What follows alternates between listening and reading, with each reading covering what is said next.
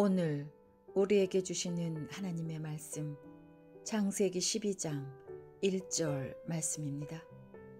여호와께서 아브라함에게 이르시되 너는 너의 고향과 친척과 아버지의 집을 떠나 내가 네게 보여줄 땅으로 가라. 아멘. 사랑하는 성도 여러분, 오늘 저는 이 창세기 12장 1절을 통해서 성공적인 믿음의 출발이라는 제목으로 말씀을 전합니다. 여러분의 인생 늘 성공하시기를 축원합니다. 복 받으시기를 축원합니다. 형통하시기를 축원합니다. 그런데 저나 여러분이 우리가 생각하는 이 신앙생활이 과연 어떻게 해야 성공하고 형통하고 하나님이 예비하신 복을 누리며 살 수 있을까? 일찍이 성경의 많은 인물들 가운데에서 믿음의 조상 누굽니까? 그 아브라함의 이야기 속에 우리가 궁금해하는, 어떻게 하면 성공할 수 있지? 어떻게 하면 형통할 수 있지? 어떻게 하면 행복할 수 있지? 여러분이 궁금해하는 그 질문을 우리가 답을 얻을 수 있는 그 이야기를 이 믿음의 조상의 기록을 통해서 알게 된다면 여러분 또한 성공하는 인생의 주인공 될 줄로 믿습니다. 형통한 삶의 주인공 되시기를 축원합니다. 그러려면 오늘 이 주신 말씀 속에 아브라함이 어떤 생각과 각오를 갖고 삶을 살았는지를 꼭 기억하셔야 됩니다. 왜냐하면 여기 이 아브라함은 다른 사람도 아니고 저와 여러분의 조상입니다. 이 아브라함을 일컬어 믿음의 조상이라고 말하는 것은 비록 아브라함이 혈통, 육체적으로는 지금 저 이스라엘 땅에 살고 있는 유대인들, 그 유대인들의 혈통의 조상이긴 하지만 저와 여러분은 혈통으로야 그 아브라함을 알 수도 없고 또 그 알 필요도 그렇게 혈통적으로 무슨 유대인들이 어떤 특징이 있는지를 굳이 우리가 무슨 이유로 알겠습니까만은, 그럼에도 불구하고 우리가 아브라함의 이야기를 오늘 이 시간에 우리가 나눌 수밖에 없는 이유는 그 아브라함이 우리의 영적인 생활의 첫 출발이 거기서부터 시작되기 때문에 믿음의 생활에, 즉 이 땅을 살고 있고 과거에도 살았고 앞으로도 살아갈 수많은 믿음의 하나님의 백성들은 다 아브라함의 후손이라는 거예요. 아브라함으로 비롯된 삶을 살고 있다는 거예요. 저와 여러분이 따라서 믿음의 조상이 육체뿐 아니라 더 넘어서서 영적인 우리의 삶의 원조가 되기 때문에 그 아브라함의 삶을 토대로 우리도 아브라함처럼 살 때에 아브라함이 받은 복이 여러분에게 임할 줄로 믿습니다. 아브라함을 토대로 우리도 다시 한번 우리의 신앙을 되돌아볼 수 있는 은혜의 시간 되기를 축원합니다. 아브라함이 어떻게 살았을까요? 첫 번째, 아브라함은요 어떻게 했습니까? 비전을 붙들어야 합니다. 아브라함이요 어느 날 느닷없이 갑자기 어떤 하나님의 음성을 들었습니다. 그 음성을 듣는 순간 그 음성이 누구로부터 오는지도 모르고 그냥 이건 사람의 소리는 아닌데 아브라함의 마음에 심령에 들리는 어마어마한 음성을 듣게 되었습니다. 그 내용이 지금 창세기에 이렇게 기록되어 있지 않습니까? 오늘의 본문이 그것인데 더 구체적으로 보면 12장 2절을 읽어봅시다. 12장 2절입니다. 시작.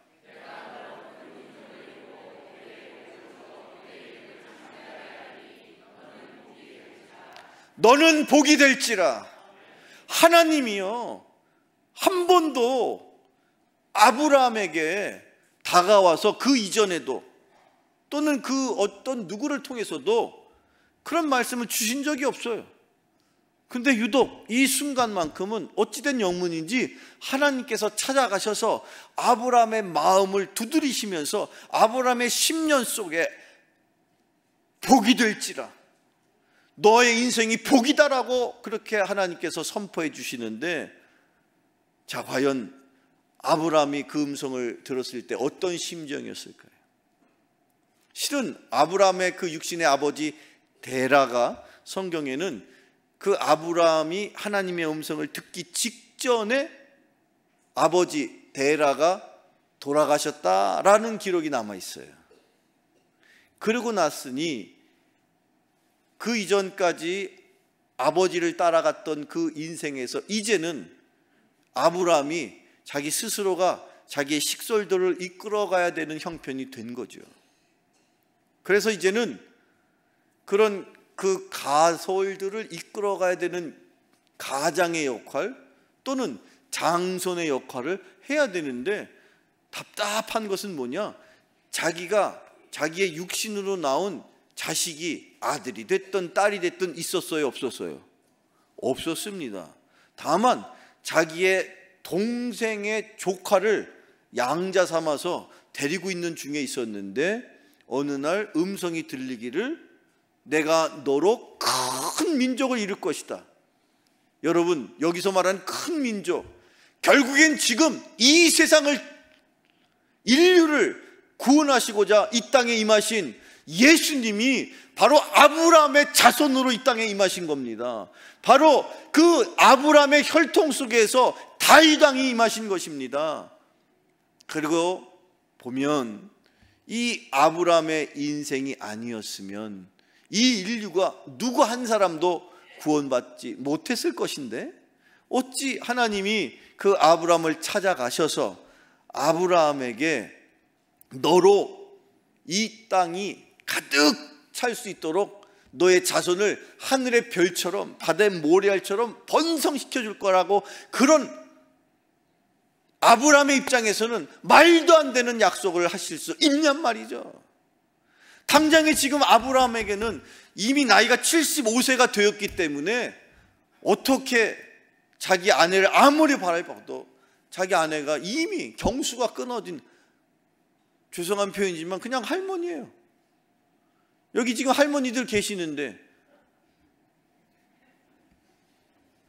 아니 망측한 일인 거예요. 이 양반이 노망이 들었나? 그렇죠. 그런데 하나님이 아브라함에게 찾아오셔서 하나님의 계획을, 하나님의 비전을, 하나님의 놀라운 일을 아브라함에게 주셨을 때, 아브라함이 그 하나님의 계획을, 하나님의 비전을 그가 붙들었다는 거예요. 사랑하는 성도 여러분, 세상 많은 사람들도 꿈이 있답니다. 세상 많은 사람들도 바라고 원해서 애쓰고 힘써서 이루고자 하는 세상적인 야망이 있습니다. 그런데 그것은요, 다 어디서부터 비롯됩니까? 세상으로부터 오는 거예요. 그러나 저와 여러분이 붙들어야 되는 건 세상으로부터 오는 것이 아니라 하늘로부터 오는, 그래서 우리는 그것을 일컬어 비전이라고 말하는 거예요. 사랑하는 성도 여러분, 여러분의 가슴 속에 비전이 있습니까? 그 비전을 품으십시오. 세상 사람들이 주는 것이 아니라 하나님께서 나에게 주시는, 하나님께서 나의 마음에 품게 하시는 그 거룩한 소망, 그 거룩한 비전, 그것이 바로 사명이고 그것이 미션이고 그것이 진정 하나님을 기쁘시게 하는 일이라는 거예요. 세상 사람들이 야망을 향하여 달려갈 때에 저와 여러분은 비록 내 입장에서, 내 수준에서 감당할 수 없는 일이지만, 비록 아브라함의 입장에서 어떻게 내 자손이 번창해서 하늘의 별처럼 바다의 모래알처럼 번성할 수 있을까 상상할 수 없는 일이지만, 하나님의 비전인지라, 하나님이 주시는 꿈인지라 그것을 붙들었을 때 아브라함을 통해서 인류를 구원하셨던 것처럼 하나님이 주시는 꿈, 하나님이 주시는 비전을 붙드는 인생 되시기를 축원합니다. 그것이 성공적인 형통의 행복의 출발이었던 것입니다. 성경을 계속 읽어보죠. 사도행전 2장 17절입니다. 다시 읽어봅시다. 시작. 말세에 내가 내 영을 모든 육체에 부어주리니 너희의 자녀들은 예언할 것이요 너희의 젊은이들은 환상을 보고 늙은이들은 꿈을 꾸리라. 사도 바울이 하나님의 영, 성령님이 그에게 임하셨을 때 세상을 향하여 선포했습니다. 너의 자녀들은 예언할 것이다. 예언이라는 말을 여러분 잘 이해하셔야 되는데, 여기서의 예자는요, 어떤 의미의 예자냐 하면, 여러분에게 갑자기 어떤 현금이 확 들어왔어요. 기분 좋으시죠? 한 1억이 확 들어왔어요. 전혀 반응이 없으신데 한 10억이 확 들어왔어요. 여러분, 그런데요, 중요한 것은, 아니 내 수중에 지금 10억을 내가 들고 보니까 이거 어떻게 해야 됩니까? 막 자랑하고 돌아다니겠어요? 아니면 빨리 어디에다가 이걸 맡기시겠어요? 너무 좋아가지고 어찌할 바를 몰라서 판단력이 안 쓰시는 것 같은데, 빨리 믿을 만한 은행에 맡기는 거예요. 그래요, 안 그래요? 그게 바로 여기 성경에서 말하는 그 예언할 때의 예자인 거예요. 그 예자는요, 맡긴다는 뜻을 갖고 있는 거예요. 그래서 하나님께서 모세에게 이스라엘 백성들에게 주어야 될 말씀을 어느 날 맡기시는 거예요. 그것을 맡은 사람을 일컬어 예언자라고 말하는 거야. 모세라든지 또 그 밖에 우리가 알고 있는 이사야라든지 예레미야라든지 다양한 많은 예언자들은 그 예언을, 즉 하나님이 맡기신 말씀을 전하는 역할을 했단 말이죠.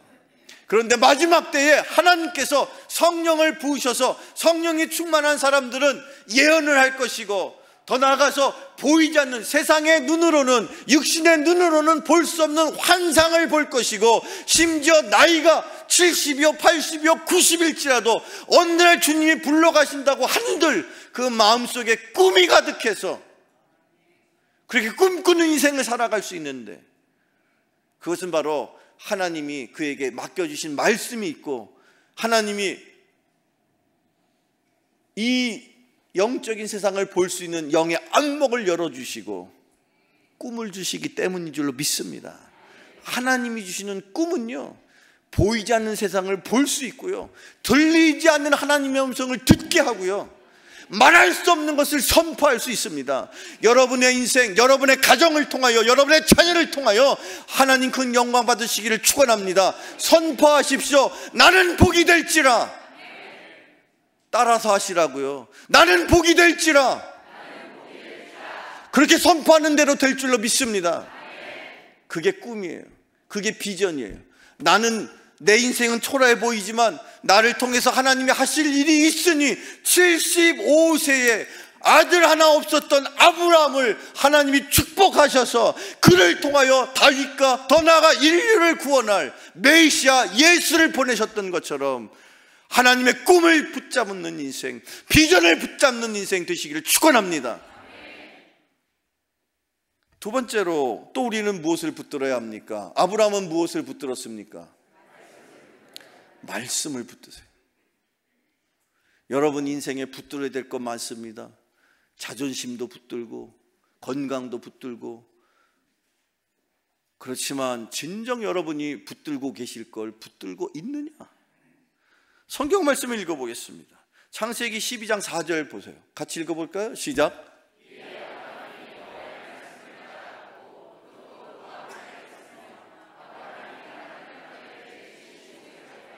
아멘. 75세가 중요한 게 아니라 아브라함이 지금 뭘 따라갔대요? 말씀을 따라갔어요. 여호와의 말씀을 따라갔어요. 세상의 이야기를 따라가는 인생 되지 마십시오. 하나님의 말씀을 따라가는 인생 되시기를 축원합니다.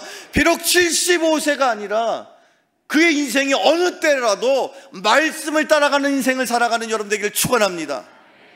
즉 아브라함은요, 그의 인생이 이제 믿음이라는 새로운 삶으로 들어가기에 앞서서 다른 누구보다 여호와 하나님의 말씀을 붙들고 말씀을 따라갔던 것처럼, 여러분의 새로운 삶의 출발은 무엇을 붙들고 가시겠습니까? 말씀을 붙드십시오. 그 말씀이 여러분의 영혼을 살릴 줄로 믿습니다. 그 말씀이 여러분의 육신의 질병도 고칠 줄로 믿습니다. 예수께서 이 땅에 말씀으로 임하신 거예요. 태초부터 하나님께서 이 땅을 창조하실 때 그의 우편에 말씀이셨던 예수님께서 이 땅에 잠시 인간의 모습으로 오셔서 우리에게 들을 수 없는 중에 하나님의 그 놀라운 비밀을 말씀을 통해서 우리에게 전해주셨어요. 그리고 심지어 이렇게 우리가 어느 때든지 펼쳐서 읽을 수 있는 하나님의 섭리와 하나님의 계획과 하나님의 약속과 이 약속 가운데 내가 너를 복줄 것이다, 내가 너를 창조하였으니 내가 너의 인생을 책임질 것이다, 너의 삶을 내가 주관하고 있단다. 내 인생과 관련된 무수한 말씀이 여기 기록되어 있는데 어디를 다니면서 여기저기 기웃거리면서 전혀 말도 안 되는 소리에 귀를 기울이면서 도대체 하나님의 말씀은 무슨 마음으로 듣고 계시냔 말이에요. 말씀을 따라 사는 인생 되시길 축원합니다. 말씀을 따라가는 인생은 하나님이 책임져 주십니다. 하나님이 붙들어 주시는 인생을 살아야 하지 않습니까? 왜 이렇게 흔들리는 인생을 삽니까? 왜 이렇게 자고 우변하면서 오른쪽으로 갈까 왼쪽으로 갈까 방황하면서 여기 가면 저기 가면 무엇을 보시면서 여러분 따라가십니까? 말씀을 보시고 따라가십시오.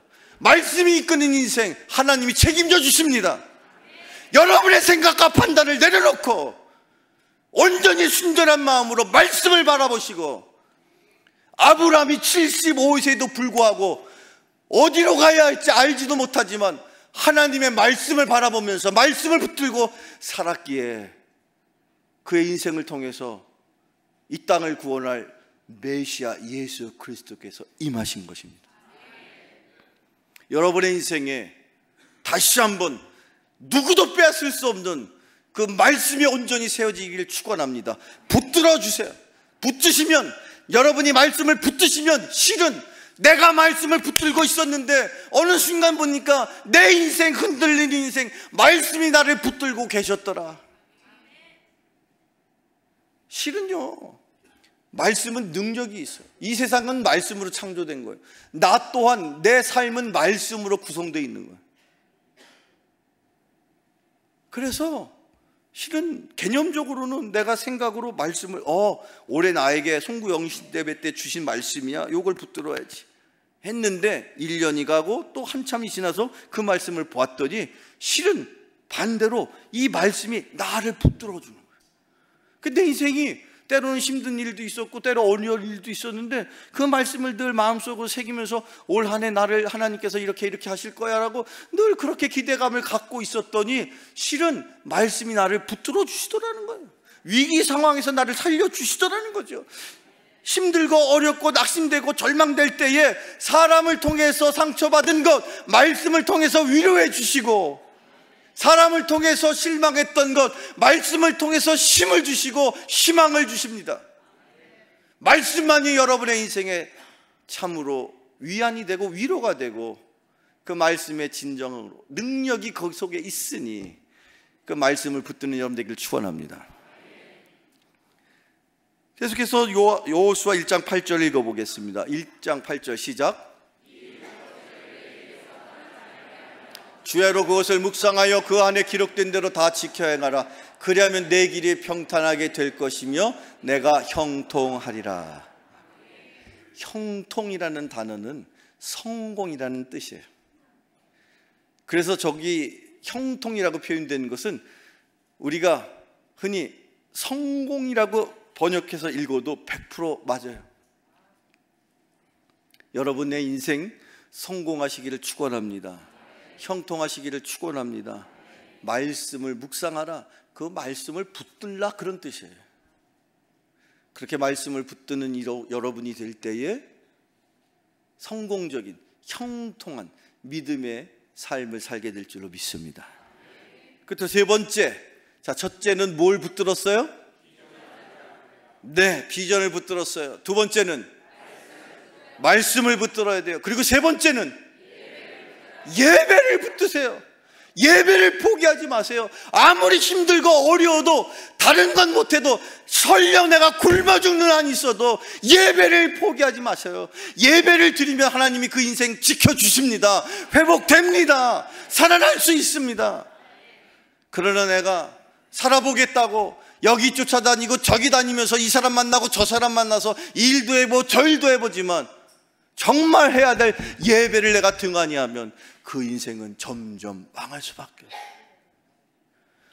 오늘 이 주인공인 아브라함의 인생을 보면 아브라함이 하나님을 만나기 이전과 만난 이후의 삶에 다양한 많은 모습 중에 기억해야 될 중요한 변화가 있어요.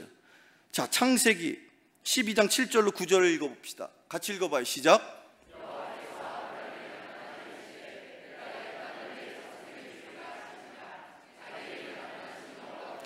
그곳에서 제단을 쌓고 거기서 베델 동쪽 산으로 옮겨 장막을 치니 서쪽은 베델이요 동쪽은 아이라. 그가 그곳에서 여호와께 제단을 쌓고 여호와의 이름을 불었더니 점점 남방으로 옮겨갔더라.